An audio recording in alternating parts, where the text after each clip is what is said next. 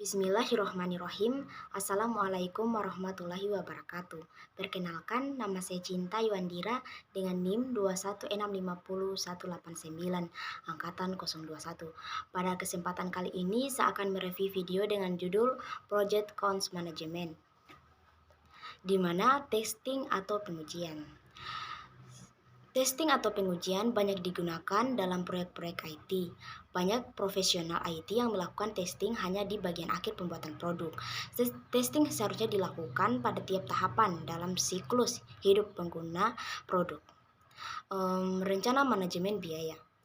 Rencana manajemen biaya adalah dokumen yang menggambarkan bagaimana organisasi akan mengelola ketidaksesuaian biaya pada proyek.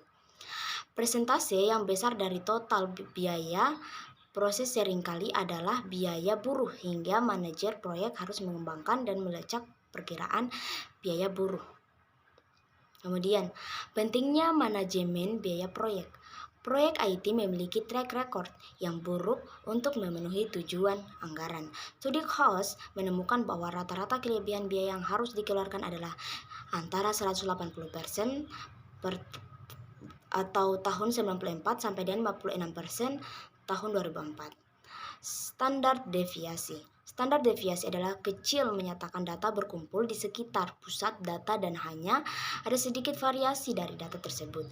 Data berdistribusi normal atau data berbentuk lonceng, yaitu data yang simetris terhadap rata-ratanya. Six Sigma dan statistik. Sigma berarti standar deviation dalam metode ini. Standar deviation menyatakan beberapa besar variasi yang ada dalam sebuah distribusi data. Standar deviation adalah faktor utama dalam menentukan jumlah unit kegagalan dalam sebuah populasi. DMAIC. Define mendefinisikan masalah atau peluang, proses dan kebutuhan pelanggan. Measure mendefinisikan pengukuran, mengumpulkannya, mengaturnya, dan menampilkan data. Analyze membeda masalah untuk mendapatkan peluang peningkatan kualitas atau biasanya menggunakan Fishbone atau Ishikawa diagram. Improve mensintesis solusi dan ide untuk menyelesaikan masalah yang berkaitan dengan kualitas. Kontrol verifikasi kestabilan peningkatan dan solusi yang sudah diprediksi.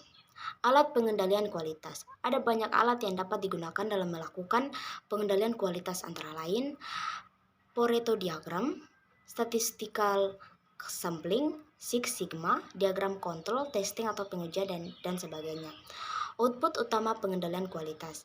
Keputusan baik atau tidaknya proyek berjalan berdasarkan baseline quality ataupun rencana pengendalian. Saran tindakan korektif atau preventif tidak jika ada. Saran perbaikan aturan prosedur ataupun proses. Mungkin itu saja yang dapat saya bahas dalam review video kali ini. Kurang dan lebihnya mohon dimaafkan, dan saya akhiri dengan ucapan wabillahi taufiq wa hidayah. Wassalamualaikum warahmatullahi wabarakatuh.